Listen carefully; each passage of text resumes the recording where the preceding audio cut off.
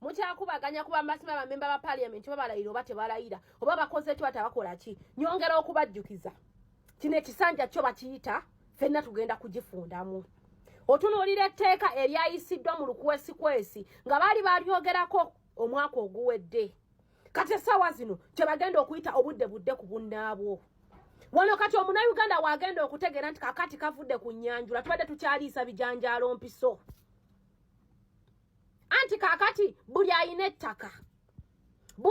ettaka nga tonnatandika kuzimbako wadde okuba pulaani wadde okulowooza nti ogenda kuteekako akasiisira olina okugenda otegeeze gavumenti olina okubaako bootegeeza obabuuze bakama bange kakati nzimbeko katooyi oba ngira nnindako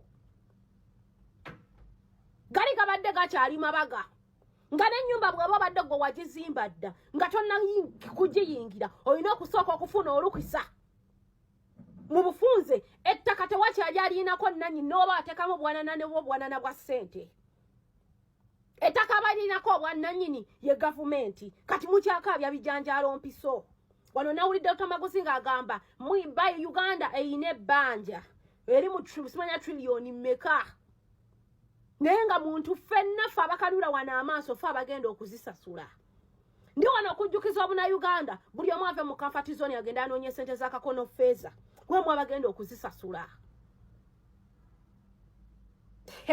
mubadde nga wano twabagamba nga tasosodde ti oba obadde ogamba muzeeyi tava ku maini oba obadde ogamba Yoweri Jju mubadde mubirabanga ebyokusaaga agambye nti mwena abagamba nti bammemba ba parliament naddala ba opposition baliko okulayira agambye nti oba balayira oba tebalayira byonna byebimu oba oli opposition oba oli NRM nti mwenna abayimbanga ensonga Yoweri mwenna muli bakafiiramu nti kino ekisanja nti mujja kitegeera era mbu mujja kiwulira ate ng'abantu bazze nga bakyogerako tebijja kuba byangu zitwala by'ekiwandiiko nga betololo balajjana babagambye basasule yenayina yajja ssente za PDM nti bazirette zonna mu ffuulu naye nga jjukira bwe baali babawa nti ssente zino zakwekulaakulanya bakole mpolampola obudde bwabwe bajazizangayo mpolampola naye kati essaawa yakakati babatadde ku nninga abantu bange bikyali biwanvu ate onaavuddeyo n'alaga obutali mu matefu engeri abaana naddala ba political prisoners engeri gye bakwatiddwamu n'okusibibwa ebbanga lyonna naye nga n'emisango gye babavunaana mu butuufu tegiri mu nsi bantu mmwe muli babi emirundi lufukunya n'osiba abaana b'abanno n'obateekako ogw'okulya mu nsi yaabwe olukwe tobakutte na mmundu tobakutte na bijambiya naye n'obasiba obulamu bwabwe bwonna babumalire mu makomera bafiireeyo nga naawe olina abaana n'okwata tata w'omuntu n'omusiba n'okwata mama w'omuntu abamu mubasse abakazi mubafudde bannamwandu abaana mubafudde bamulekwa nga naawe olina abaana mazima ddala mugyeewo amakyaki ge musiibamu bantu mmwe muli babi wayiswa wuyo bamutaddeko gwa mmada musajja wattu tattangako na ku kiku takwata nkoka mbe kusala nkoko naye bamutaddeko gwa mmada afiire ruzira bana ebyobufuzi kisiraani bana byabufuzi mwenna oba mutendereza sitaani simanyi na kumanya n'osiba abaana b'abanno abaana bo basikire ekibi ekisikire kuba go ge mazima tukimanye byonna ebintu abantu ba NRM bye mukoze famire zammwe zigenda bisasulira oba abaana oba abazzukulu kuba mmwe mugenda fa mulekere abaana ebibi ebisikire abaana bammwe n'owulira ne baga omwana yafudde ekintu nga imagine mukutte abaana mubasibyeko sengenge mubatonyerezaako ebidomola mubitaliiyo mwe bennyini mu abassaawo obululu mubugjeewo ne mukutte abantu mubuzizaawo abantu abamu tebamanyi n'abantu babwe gye bali abala mubasibyeko ebisangosango bunammwe mazima ddala abaana bammwe oba bakazi bammwe bagenda beera bulungi. nga tubadde tukyali awo ne zireeta ababadde ndowoozayo ekyankwanzi nga bambalidde omukulu Robert Kyagulanyi Ssentamu ne bamulangira nti ye lwaki yeekweka nti era singa agamba nti yali akalulu yandibadde ali ku ground. Alonde kakuume sijui kakole batya. Where were they by their own voting day? Ne beekweka. And that's why in the right channel protecting the gains, twakalonda ne tukakuuma ne tukabala ne tukalangirira. Alo. Asante sana. Imagine a whole presidential material who doesn't love this country going, why don't you fight from here, going to shout there, Uganda is bleeding, Uganda is bleeding. The person who's saying this country is bleeding, he has got 25,000 motorcycles in Kampala alone. Business. He has got buildings. Those boats that I'm talking about. Yekayo wano yaina matonga, eriate eriakabenje. They don't tax it. He brought an armored vehicle which he was supposed to pay tax like 500 million. The government forgave him. So which kind of country is that? Where even the government can know that this opposition is fighting, selling the government to those whites, but they forgive you and say, no, he's our son, leave him. If you're not patriotic enough, can you do that? So it takes courage and to love your country. We don't want to see people running up and down.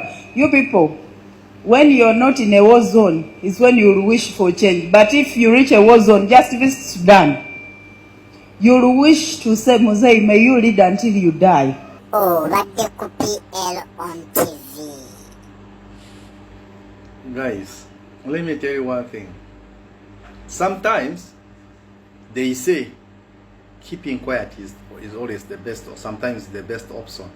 For us, keeping quiet does not mean that we cannot talk.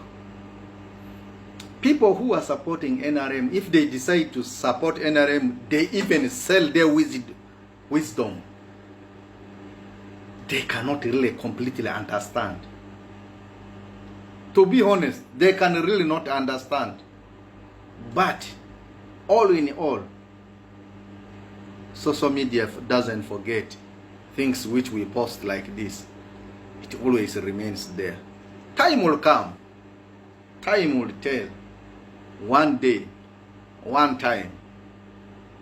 The same thing which is happening to other people will happen to these individuals. One day they will realize that Ugandans were also fighting to be free. But the time they will realize it will be too late. We are waiting. We are seeing. You can talk. Because you have got the power. You have got the gun. Why can't you talk? One word is enough for a wise. It is better to keep quiet and we see. Bagambye nti time will tell. Era n'abagamba nti internet eno giraba. Internet eno giraba nti teyeerabira. Nti byonna mu byogere naye obudde bujja kutuuka tubajjukiza ebintu ebyo. Tubaggireyo obutambi obwo nga bubakeeredde. Awo tuvuddewo. Tudde ku nsonga ya Martin Tina. Ono agambye nti mu butuufu Abannayuganda musesa. Nti omwalabye interview ya Tina mwena ne muvaayo maama nti anetabeerangako maama anetamanyi nti abaana oba ne bamaama batuuka obudde n'abazadde bonna. Maama oba taata napanishinga omwana namugamba nkugobye. Omwana watakkira ne yeetonda. Nti mwe mugamba lwaki omwana oyo teyakkiriza kwetondera maama we. Tina yakyogeddemu luli. Bagamba Martin yeetonde luli n'agaana. Ekyokulala ono yagamba nti omwana essaawa yakakati tasobola kwogera mazima nti taata yakuba mwana paka. Naye defense yakyogera. Era defense oba mujjukira defense mu bigambo bye yagamba nti Herbert yagamba nti omwana ono wemba wakufa nga bajja tuziika babiri n'omwana ono. Ekyo nsazeewo naye nja kumutta. Ebyo bigambo bya defense. Ebyo bigambo bya defense yaliwo ku ground eyagamba nti from ntandikwa. obwo obutambi gye buli. So nti omwana ye naye alina okwedifendinga sinakindi nga waliwo eyamuwadde amagezi omwana nti mwogere weemuti weemuti weemuti weemuti. Bibyo. Abannayuganda muli mutya bamikwano? Oluusi wabeerawo ensonga ezibeerawo ne sitazoogerako because zibeera so sensitive. Badde neewaze ensonga ey'omwana eyafa Martin. Nawakize both interviews ez'oyo omwana Tina omuwala eyaviirwako okuttibwa kw'omwana oyo omulenzi, and I also watched interview ya mama naye abannayuganda ng'oli muzadde. I really don't even get how you settle for mediocrity. Nabalabyawo mujajinga mama w'omwana omulenzi omwana mbu yali yamwabandoninga. That was a teenage boy. A lot of you have been teenagers. A lot of you have teenagers. I don't want to say much because I'm a parent, but honestly, it's not fair. If you come out and start okomerera omukyala eyafiiriddwako omwana we muwoza omwana yali yamugoba ewaka kitegeeza kumutta. Does that justify taata w'omuwala okuba omuntu otuusa lwafa? Matters I don't want to judge taata w'omuwala because I'm also a parent. Ng'osanze omuvubuka ewaka ali mu pule tayambadde saati oyina abaana ab'obuwala. I also want us to acknowledge that omwana omuwala yali musobya okukwata omulenzi n'amuleeta namuwulidde awo nga ajejemba ebintu eyesaati yenze eyali yagimugulira nga muwa mutwalo buli lunaku nga ngamba nemuwulirizaawo nga nensoma komenti zammwe. Of course abantu ab'obwongo obunafu bambi this girl had in true love. You people, that girl is 16 years, You are ignoring the fact that this was a 16-year-old girl ng'abadde ne boyfriend amuzina. As if mmwe bazadde bammwe babiwagiranga. As if mmwe gwe nga oli muzadde ekyo wandikiriziganyiza nakyo. Sikiriziganya na taata wa mulenzi kukakkana ku mwana wa munne namukuba paka okufa. I don't think, of course, that was his intention, but guys, he's guilty of murder. He's guilty. Mukifo ky'okukwatagana ne maama, muli awo mukomerera maama oyo mukazi alimba oyo bannange olaba n'omwana w'oku street tokkirizibwa kumutta. Olaba n'omuntu omubbi gw'okutte ng'obba bakugamba kubira police tomutta. Let us not clap for crime, guys. That guy did wrong. Whether it was unfortunate, it is what it is wrong. Honestly, mulekeraawo okwongera omunnyo mu biwundu by'omukazi. Nabalabyawo nga mulimu nembalaba nga muwana omwana ow'obuwala. Gwe nga oli muzadde nga oli eyo okola oba oli ku bizingo oba oliwa olabirira abaana naye nga muwalawo aleeta omusajja mu nnyumba. Ate don't say nti muvubuka because I'm sure that boy was 18 plus. That is age of consent in Uganda. And it's not the mother's fault because a lot of people abaana batoloka ewaka ekiro obawa. And besides that, even if it was whatever it is, that's not okay. Owulira kati anatonda bambuno mazima ndi ku simu. That's not okay, guys. Kano akankola enjala kankola kandaba nkola video kalemeza moyagala kalachi oyagala kalachi azifu kala esinga obulamu bwa Martin nebye mbadde nyumba bibuzi. nti n'ekintu ate nakyeyogeddeko ekyokulala n'agamba nti ensonga eyaviirako oba Martin ne maama we nti maama yaleka Martin ku bizinesi ate Martin ye naggalawo bizinesi n'agenda oba ku editinga videos ez'okuteeka ku TikTok kuva ku makya paka saa 6 nga bizinesi nzigale. Maama we yatuukira awo n'atandika okukola ki omuyombesa. Awo nno maama yali mubi era nti maama oba ndowooza bwamuwa punishment nti asigale nga ku ssomero. Omuzadde watuukira okugamba asasula omwana asigale ku ssomero paka kitegeeza oba omwana naye waliwo era baali nga tebakwatagana ne maama nga maama amuwamu punishment ng'omuzadde. Nze naawe waliwo omuvuka ali wano naye ayongerezaako. Mama wa Martin mumunenya nti mama wa Martin yali mukazi muzibu nnyo nti omwana akubira atya biki naye wabayika mbabuulire ku bazadde baneeno. Abazadde si bangu okusinga ddala maama ye muntu asobola okuvunga n'akuvuma n'akola ki n'akusojja n'akola ki. Naye gwe bw'otafuna muntu akubuuliriranga mwana oba bw'oteefumiitiriza bulungi nnyo n'owebuulira muli eri mutwana n'otegeera nti noono maama wo akaseera ye kakutandira n'otandika okubanga osobola n'okuddamu like oyanukula maama wo awo bwe gujja bagirira because ye nga maama wabanga abadde si muntu mulungi sigala nti bamaama babeera bantu balungi naye babeera bamaama baffe bwabeera nga ye mu butonde bwe tabadde mukakkamu obviously naawe oyinza okuba nga toli mukakkamu ng'okimuggyako because that is simple biology embwa ezaalambwa.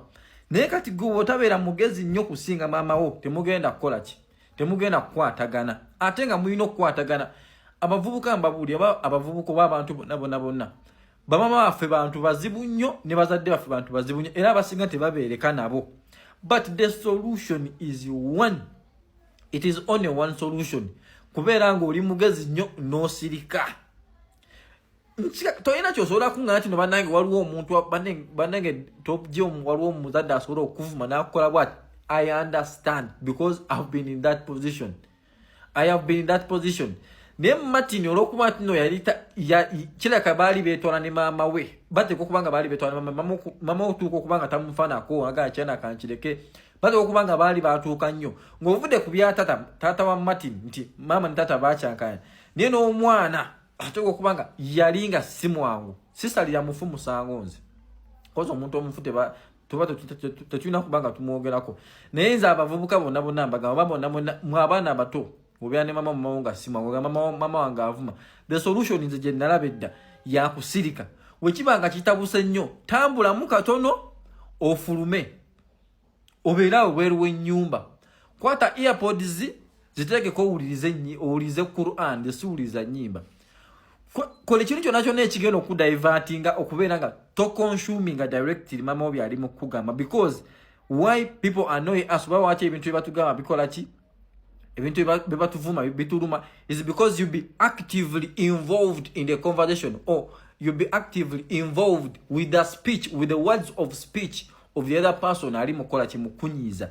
Awo ebiseera ebisinga gy'onyiigira n'ofuna reaction nozaaya ebigambo ate teri muzadde naye agenda kunyumirwa kukola ki kumuddamu bigambo newabanga buli omu akakasa abadde mukyamu.